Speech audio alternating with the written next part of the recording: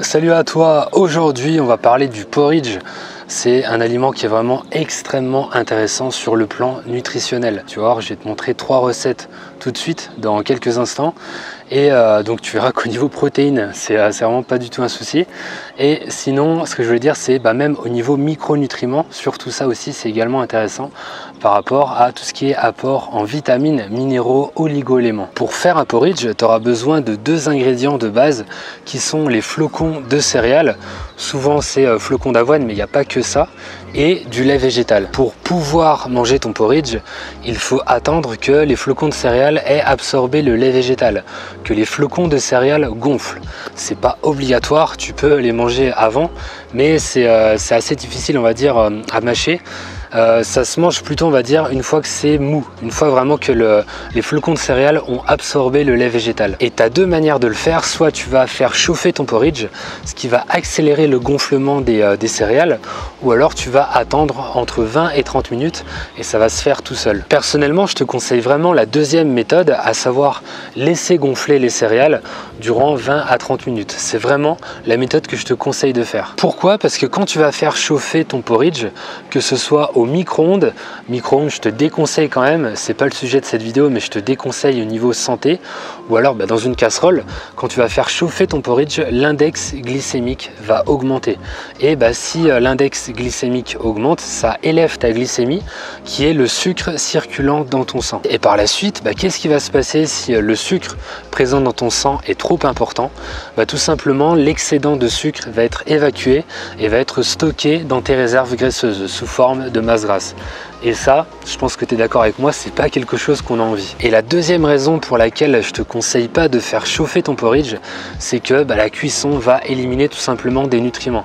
Simplement le fait de faire chauffer comme ça ton porridge, ça va éliminer des nutriments et ça va vraiment réduire la valeur nutritionnelle générale de ton porridge. D'ailleurs, cuire un porridge à base de flocons d'avoine, je te parle des flocons d'avoine parce que c'est très souvent ce qui est utilisé dans un porridge, c'est aussi pas intéressant, tout simplement parce que tu vas rendre inactives les phytases. Les phytases, ce sont des enzymes capables de digérer les phytates, ces derniers étant des facteurs antinutritionnels. En clair, si tu fais chauffer tes flocons d'avoine, tu vas détruire une partie des nutriments à cause de la chaleur, tout en rendant inutilisable une autre partie de ces nutriments à cause de la destruction des phytases.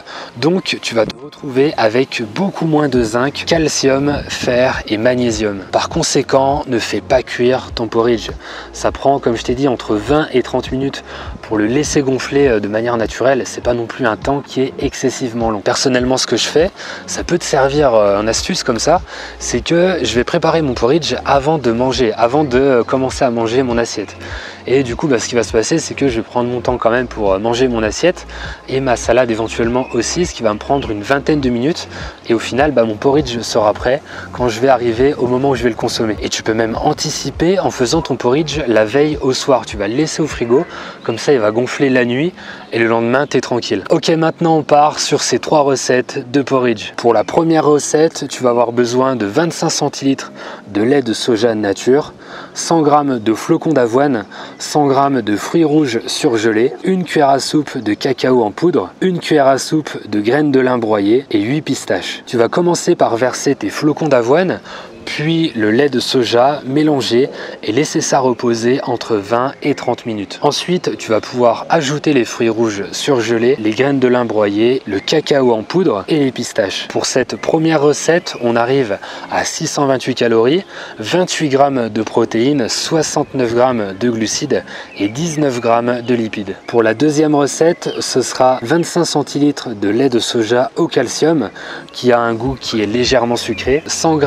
de flocons 5 céréales, ici c'est du blé, avoine, seigle, orge et du riz, 20 g de protéines de riz que tu peux supprimer, c'est pas obligatoire, une pomme en dés, une cuillère à café d'ortie en poudre, où tu peux retrouver la vidéo que j'avais faite dessus en cliquant sur le lien, je te mettrai ça à l'écran, une cuillère à café de graines de sésame et une cuillère à soupe de graines de tournesol. Tu vas également commencer par verser les flocons 5 céréales dans un bol, ajouter le lait de soja au calcium et attendre entre 20 à 30 30 minutes. Ensuite, tu vas ajouter la protéine de riz et mélanger avec une cuillère. Puis, tu vas ajouter la pomme en dés, la cuillère à café d'ortie en poudre, les graines de sésame et les graines de tournesol. Ici, on est sur 726 calories, 41 g de protéines, 85 g de glucides et 18 g de lipides. Pour la troisième recette, on aura besoin de 25 centilitres de lait d'amande, 100 g de flocons de sarrasin, 30 g de graines de chia que je te conseille de broyer pour améliorer l'assimilation des nutriments, j'avais oublié de le faire ici, une banane, 8 noix de cajou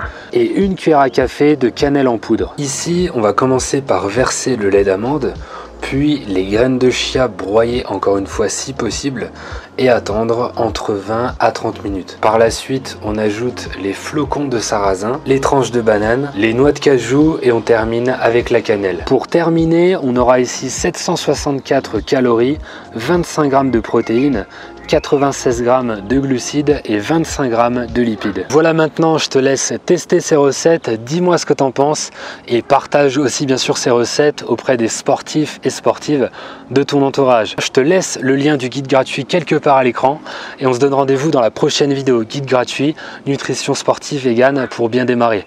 À la prochaine, entraîne-toi avec le cœur, mange avec le cœur.